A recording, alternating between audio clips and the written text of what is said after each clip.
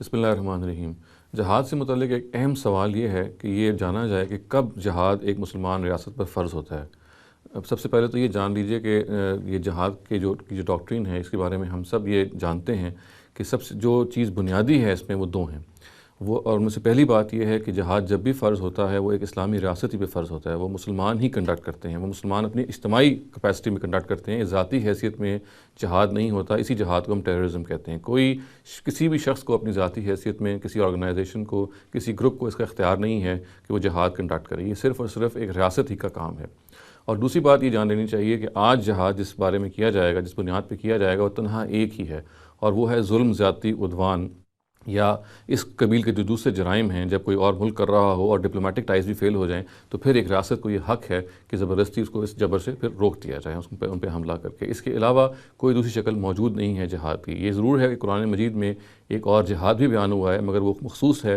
وہ دراصل اللہ تعالیٰ کی پنشمنٹ ہے، اللہ تعالیٰ کی سزا ہے جو انہوں نے منکرین حق کو دی، یعنی وہ لوگ جنہوں نے حق کو جانتے ہوئے اور بوجھتے ہوئے جھٹلایا اس دنیا میں، ان کو اللہ تعالیٰ نے اپنے رسولوں کے دور میں رسولوں کے ذریعے سے، ان کے ساتھیوں کے ذریعے سے یا آسمانی عذاب کے ذریعے سے سزا دی، تاکہ یہ پوری جزا و سزا جو ہے یہ اخروی جزا و سزا کی دلیل بن جائے۔ چنانچہ اس بات کو جان لینے کے بعد اب اگلی بات ہمیں یہ دیکھنی ہے کہ مثال کے طور پہ اگر ہم یہ جانتے ہیں، یہ مانتے ہیں کہ جہاد آج کل کے دور پہ صرف ظلم اور عدوان ہی کے خلاف فرض ہوتا ہے، تو کیا پھر یہ مان لیا جائے کہ جیسے ہی کسی ملک میں ظلم ہو رہا ہے، زیادتی ہو رہی ہے، نیبرنگ جو مسلم کنٹریز ہیں، جیسے ہی اس کا واقعہ ہوا ان نیبرنگ مسلم کنٹریز پہ فوراً کا ہی جہاد فرض ہو گیا؟ تو قرآن مجید کے مطالعے سے معلوم ہوتا ہے کہ اس معاملے میں بھی ایسی بات نہیں ہے۔ قرآن مجید کے مطالعے سے معلوم ہوتا ہے کہ جہاد جب فرض ہوتا ہے اس اجتماعی کیپیسٹی میں، تو یہ ضروری ہوتا ہے کہ مسلمانوں کی عددی جو قوت ہے یہ خاص معیار پہ ہو۔ ابتدائی زمانے میں قرآن مجید نے یہ کہا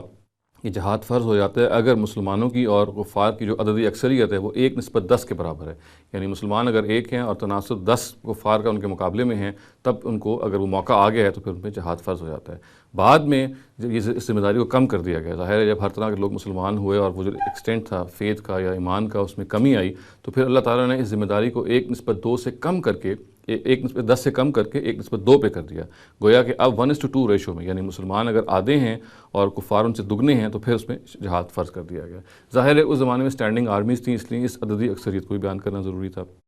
اب اگر ہم اس پورے مسئلے کو انالائز کریں قرآن مجید کی روشنی میں، تو یہ معلوم ہوا کہ یہ جو ریشوز بیان ہوئی ہیں، تناسب جو بیان ہوا ہے، یہ تو صحابہ کے لیے بیان ہوا ہے، ظاہر ہے کہ ہمارا شمار ان میں سے نہیں ہو سکتا۔ جو گائیڈ لائن ہم اس پورے انالیسس سے لے سکتے ہیں وہ یہ ہے کہ مسلمانوں کو آج بھی اگر فیصلہ کرنا ہے کہ اگر وہ وقت آ گیا ہے جہاد کرنے کا، تو پھر ان کو اپنی ملٹری مائٹ، یعنی اپنی جو ملٹری قوت ہے اس کا احساس کرنا ضروری ہے۔ یعنی محض کہیں ظلم ہو جانے کے نتیجے میں جہاد فرض نہیں ہو جاتا، بلکہ اس وقت فرض ہوتا ہے کہ آپ کی اپنی بھی قوت اس جگہ پہ ہے کہ آپ وہاں پہ کوئی ایسا قدم اٹھا سکتے ہیں جہاں پہ اس کا واقعی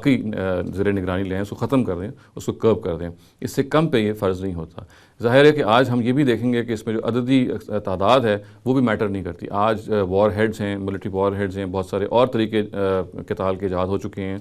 ان کو بھی استعمال کیا جائے گا۔ گویا کہ اس میں جو باٹم لائن ہے وہ یہ ہے کہ اگر آج بھی جہاد ظلم و عدوان کے خلاف کیا جائے گا تو محض ظلم اور عدوان کا واقع ہو جانا کافی نہیں ہے کہ اس پر حملہ کر دیا جائے کسی ملک میں، بلکہ حملہ کرنے والی جو اسلامی ریاست ہے اس کو یہ دیکھنا ہے کہ اس کے اپنے وار ہیڈز اور اس کی اپنی ملٹری قوت کیا اس جگہ پہ ہے کہ وہ دوسری جگہ پہ جب حملہ کرے گی تو خاطر خواہ کامیابی کے امکانات ہیں، یا کم سے کم اتنا ہے کہ اس کو ایک فائٹ دے سکے گی۔ اس چیز کا لحاظ کرنا ہر حال میں ضروری ہے، اور اسی کی رہنمائی ہمیں قرآن مجید سے ملتی ہے۔